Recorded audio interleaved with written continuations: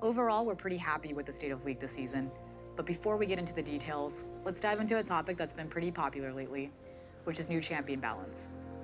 When we look at the data, we actually see that new champions have been pretty balanced on release this year, with the exception of Dr. Mundo.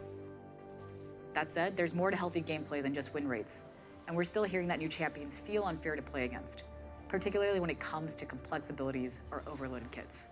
Yes, that is the main thing, because like when a game is new, when a game is brand new, people actually don't really give a shit what like the pros think. I remember this happened in Valorant where it's like, oh my god, but like the fucking Radiant players and the pro players are saying X, Y, and Z, and I just thought, I don't care. And then now if I was going to get back into Valorant, I actually probably, if I wanted to get good, if I want to be part of the community, you kind of do have to care, at least a little bit. And, you know, League has been out for 10 years, so all the pros are going to, streamers, challengers, are all going to say, you know, blah, blah, blah, this is so broken. And you can see it in pro play. Gwen and Veigo were just perma-picked, first ban, first pick, carrying every game. And when that happens, it just trickles down. People get that idea from their favorite streamer, from their favorite LCS player, whatever it is, and then it feels really unfair to play against, because at the highest level, it really is. Those champs were not balanced in pro play. And yeah, maybe the win rate was low because less skilled players are not able to like use those champs to the max. But I don't feel like you could really ask any pro player and get a different answer than like Gwen and Veigo were just broken. If we're being completely honest, we don't think our champions have overloaded kits overall. But that being said, there have been times when we've given new champions too many tools. Okay, that is cap. That is so cap. What? And had to pull back later to give them more clear weaknesses. For example, Samira's ability to dash to allies was removed because it provided too much safety.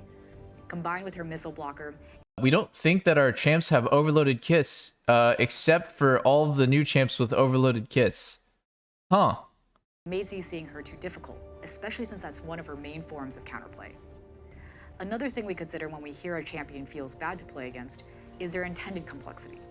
We try to make a healthy mix of high, medium, and low complexity champions. In this way, whether you like mechanical skill expression. So Samira, Akshan, Veigo, and Vex are 4 out of 5 new champions that all have resets. So I don't really understand what she's saying by like the new champs don't have overloaded kits. They could just flat out come and say, yeah, we're like trying to make the game more exciting. The new champs have to have a little bit extra. Vex is probably on the more balanced side. I haven't seen her being like that OP. I think she's good, but I don't think she's like, it's not on the same level, right? It's not. Simplicity or something in between. There's a new champion. So Gwen is the only champ out of the last 5 champs that doesn't have a reset. It's fairly easy to pick up, and we're happy to see she's hitting that mark. But beyond just how complex a champion is to play, there's also how difficult they are to understand.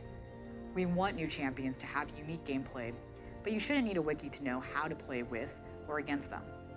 Yep. Learning counterplay that's why I like Vex. I like Vex for that reason. Skill test we do think is important, but knowing what a champ can or can't do shouldn't be a part of it. This clarity is something we haven't always hit the mark on, especially with champions like Aphelios, who not only has a complex kit, but was also lacking UI clarity when he was released. Designing new champions is a constant balance between making something that's exciting, has clear counterplay, and isn't confusing. We're still trying to find that line, but we want to get to a spot where new champions aren't just numerically balanced, but that you all feel they're fair to play against. Beyond new champion releases, this season we've seen a wide variety of picks in every role. I mean, I agree with the goal. We've also seen a healthy improvement in diversity of playstyles across roles, especially in jungle and top lane. Some of this is due to direct champion changes, such as the kit adjustments that enable picks like Jungle Darius, Brand, and Morgana.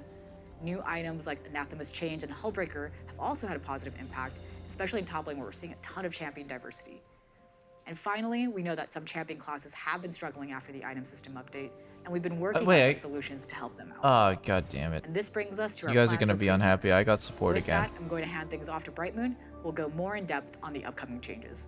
Hey everyone, I'm Brightmoon, the lead producer of gameplay. I mean, okay, look, I just want to say for the last part, like, Riot coming out and saying that they don't think their new champs have had overloaded kits, it's a brave move. It's a brave move. League is like a house. Sometimes we need to do a big renovation to keep it working well, like when we overhauled the item system. And sometimes we just need to add some new furniture. For this year's preseason, we're sprucing things up with improvements to our existing systems, like items, runes, and the Elemental Rift. Let's start with our plans for items. While some champions and classes have lots of build options, we've still got others that don't feel like they've got a mythic or legendary that really speaks to them. So we're going to be adding some new items and tweaking some others. I think tanks are having that problem a bit. Like the tank mythics feel not the most impactful, I'm not gonna lie. Like maybe Locket is like the best one overall. I don't know.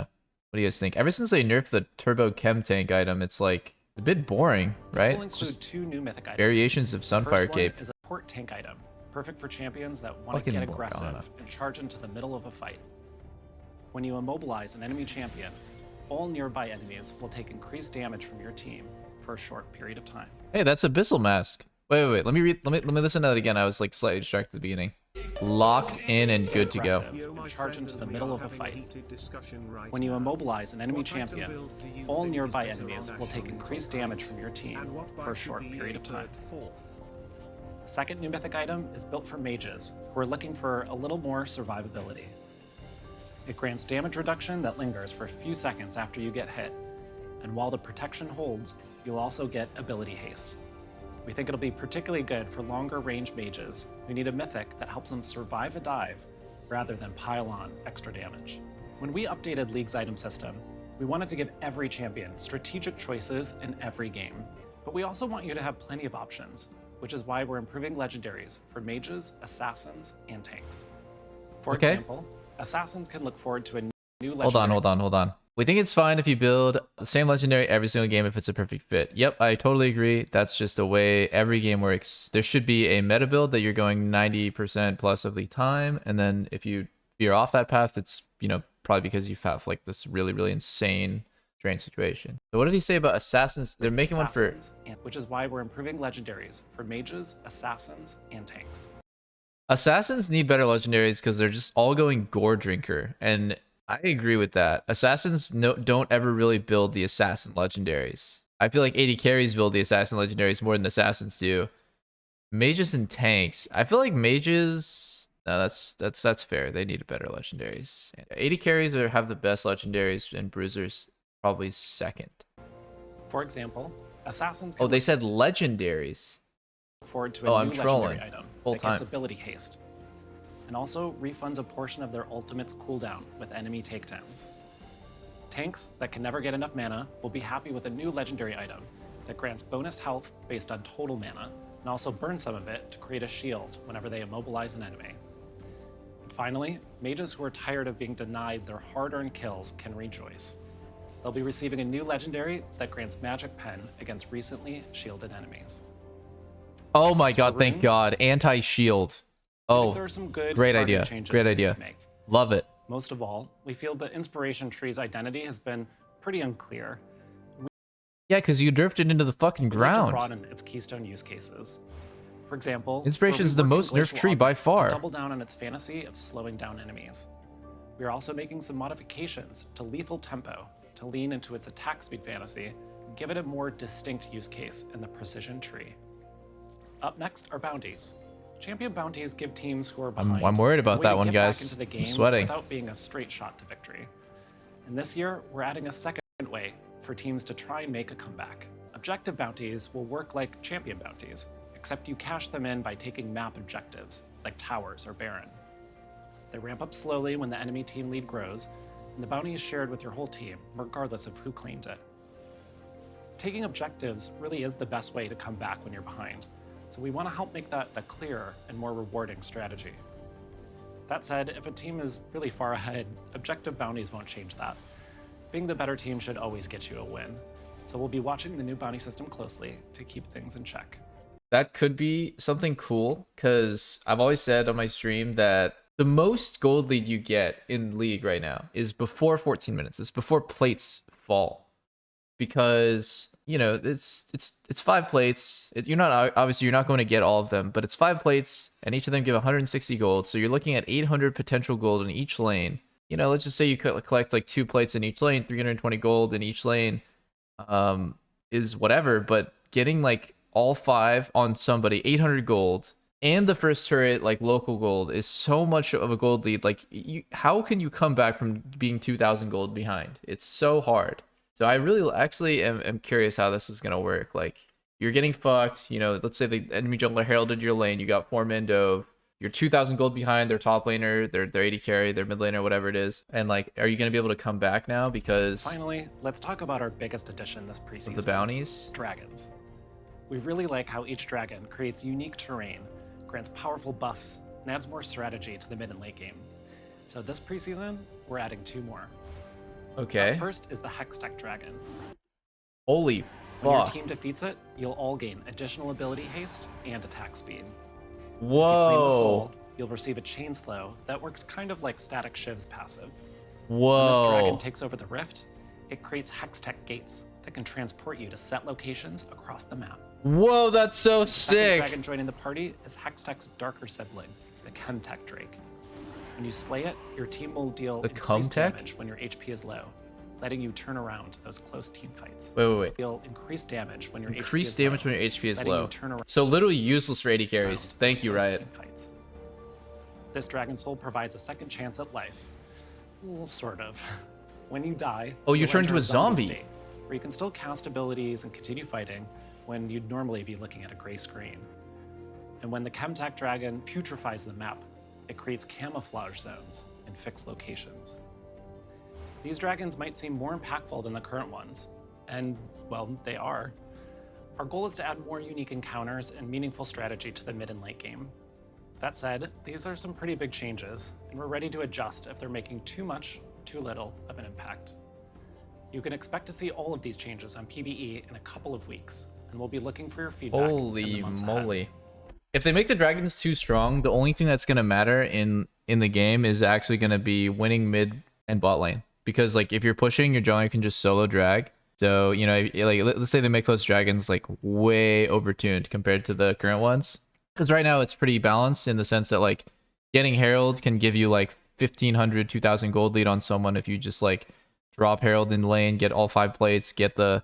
I mean, you're not going to get all 5 with Herald, but like you can get like potentially 3, which would then give you the first turret bonus and break open those last 3 plates. And like Herald is like really fucking strong, and it's kind of balanced by the fact that Dragon is kind of like whatever until later. If these are too strong, like I could totally see some imbalance. 32k downvotes. I think that's really cool. Outside of preseason, something we've heard from all of you is that you'd like more ways to express yourself and your achievements in League.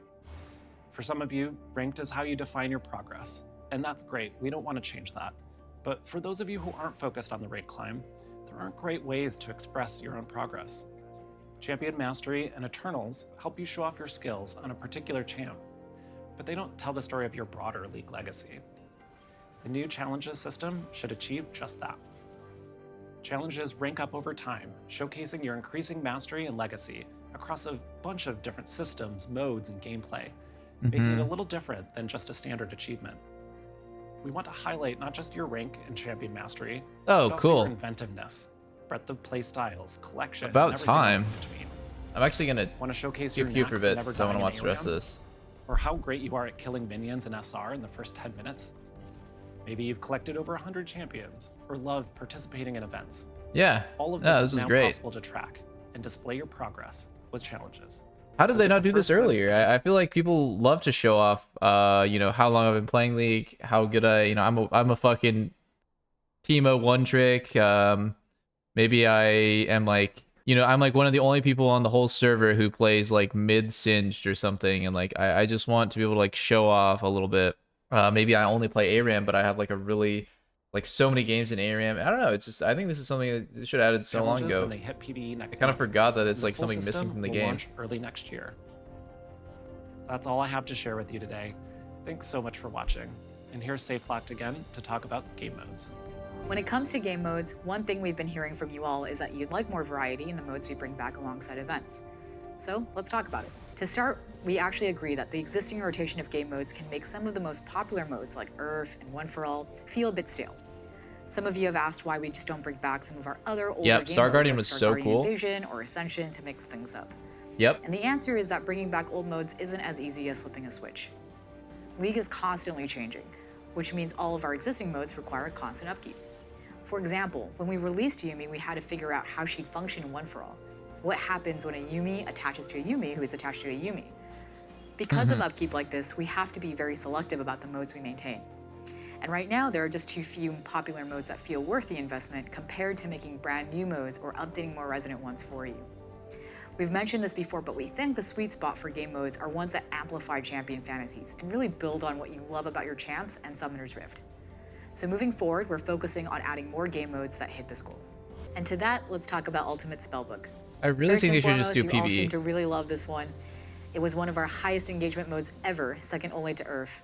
Oh wow, Beyond really? popularity, we're super happy with how long you spent making oversized champions with Cho'Gath's ult, and by that we mean the total amount of time you spent in Ultimate Spellbook stayed high throughout the event. That gives us confidence that it's worth keeping around. That said, there are some clear areas of feedback that we want to maybe I address. should try Ultimate Spellbook. Junglers were forced to take Smite and another ultimate, which meant they couldn't choose another summoner spell.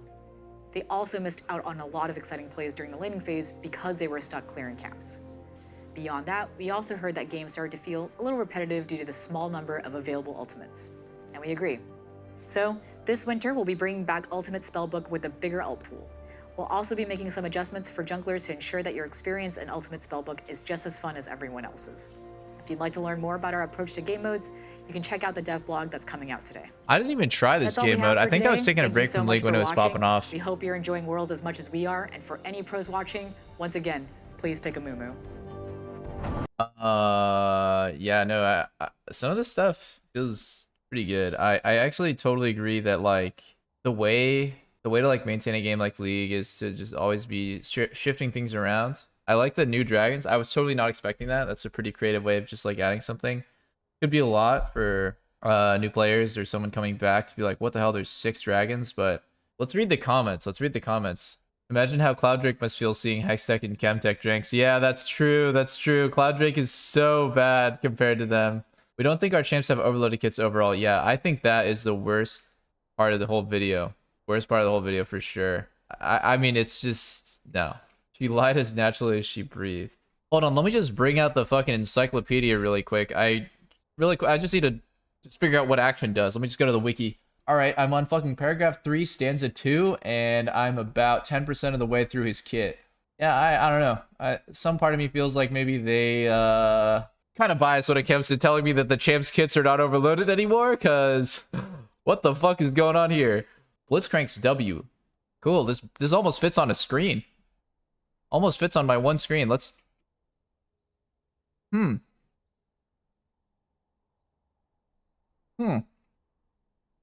Yeah, anyways.